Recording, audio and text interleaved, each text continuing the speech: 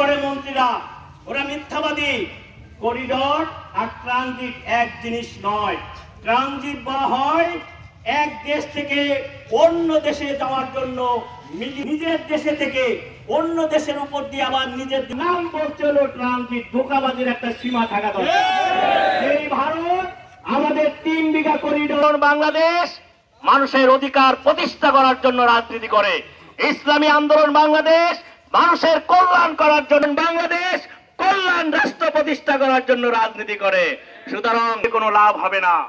আমরা কখনো দেশের স্বার্থ, মানুষ কর্মসূচির সাথে আমাদের কোনো সম্পর্ক নেই।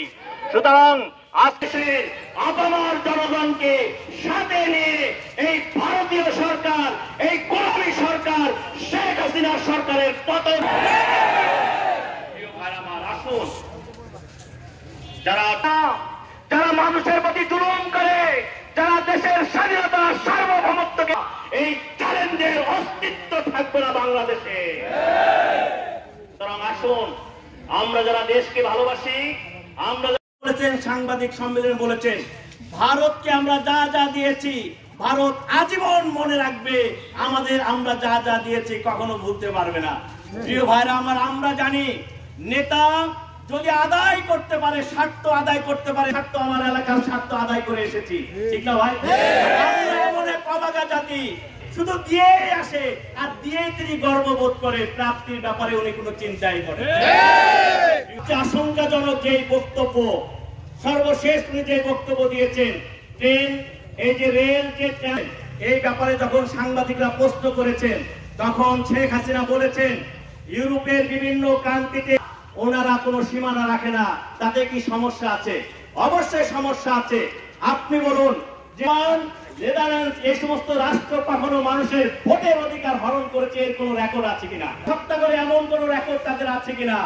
এরা রাতের অন্ধকারে ভোটের দামি নির্বাচন করে এমপি মন্ত্রী হয়, এমন কোন রেকর্ড আছে কিনা? তাই কখনো চলে না। শুধু তাই নয়, আজকে সেই নরেন্দ্র মোদী, আমাদের বক্তব্য নয়, জাতীয় আন্তর্জাতিক ভাবে নরেন্দ্র মোদী, আপনারা জানেন গুজরাটে হাজার মুসলমানদেরকে অন্যায়ভাবে হত্যা করেছেন, সেই খুনি মোদীর সাথে কে দেয়? আমরা কোনো কথা বলতে পারবো না, তা হয় নাকি? আমার শুধু তাই নয়, বহিরাগত বলে, সন্ত্রাসী বলে, এবং তাদেরকে ভারতের নাগরিকত্ব থেকে, অধিকার থেকে তারা আজকে তাদেরকে বাদ দেওয়ার জন্য ষড়যন্ত্র করছে, ঠিক না ভাই?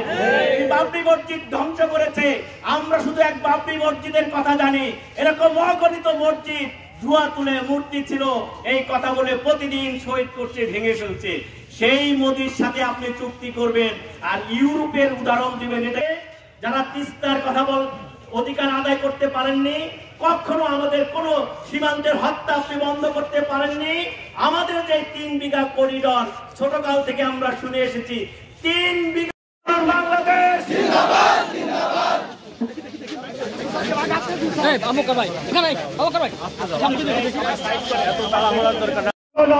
বিরোধী কালো চুক্তি, ভারতীয় দালালেরা হুঁশিয়ার সাবধান, হুঁশিয়ার সাবধান, ভারতের দালালেরা।